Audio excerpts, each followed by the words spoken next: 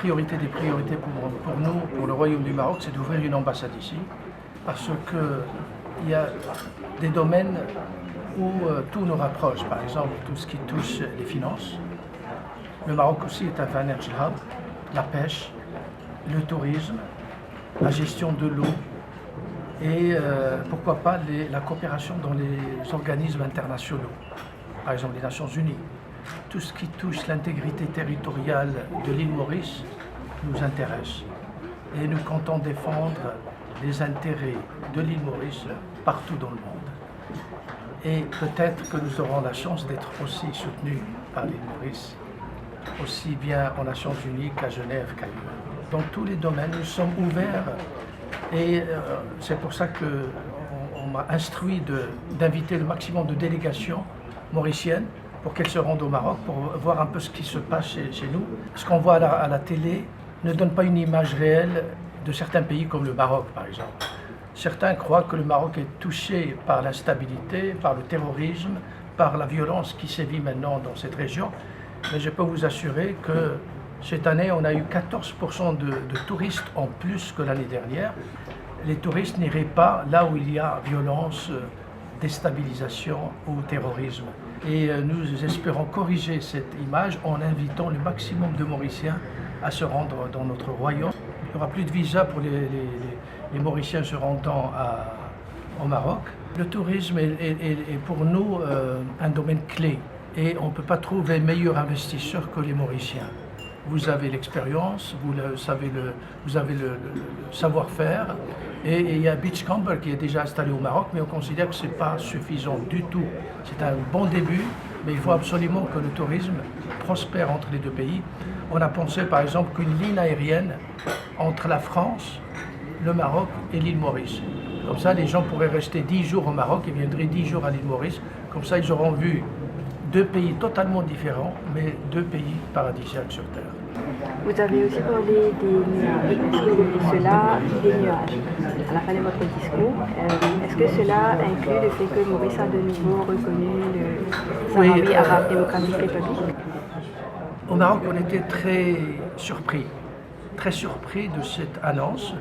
C'est comme si une partie de l'intégrité territoriale de l'île Maurice était devenue du jour au lendemain un État souverain.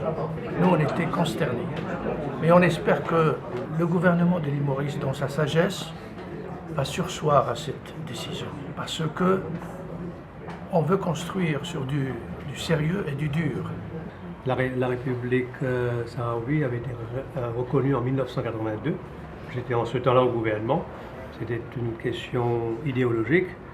Et il est clair que le Maroc reste notre partenaire prioritaire. Chaque État souverain a ses propres impératifs.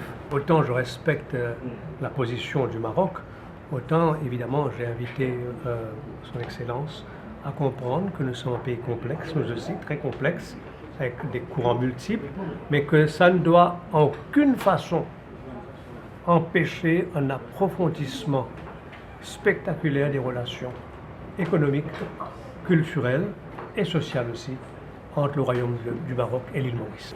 La bonne nouvelle, c'est qu'un pays traditionnellement très proche de l'île Maurice a permis aujourd'hui la conclusion d'un accord de non-double taxation qui va permettre, je n'ai aucun doute dessus, un approfondissement des liens économiques entre l'île Maurice et le Maroc. Le dernier budget a parlé de cette nouvelle stratégie de l'île Maurice en Afrique, que notre pays soit de plus en plus présent en Afrique. S'il y a un pays en Afrique du Nord qui est nécessairement complémentaire à l'île Maurice, c'est le Royaume du Maroc.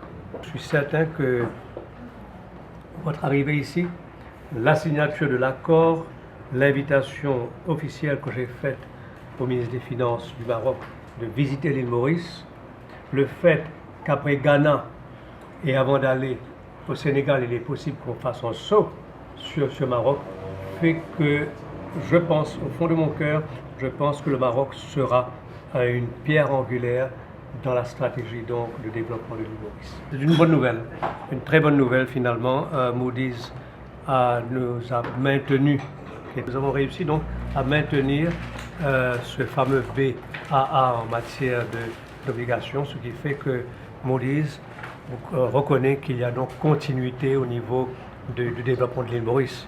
On ne doit pas oublier qu'en matière de facilité à faire du business en Afrique, nous sommes toujours le numéro 1 et que nous restons quand même une destination qui crée la confiance.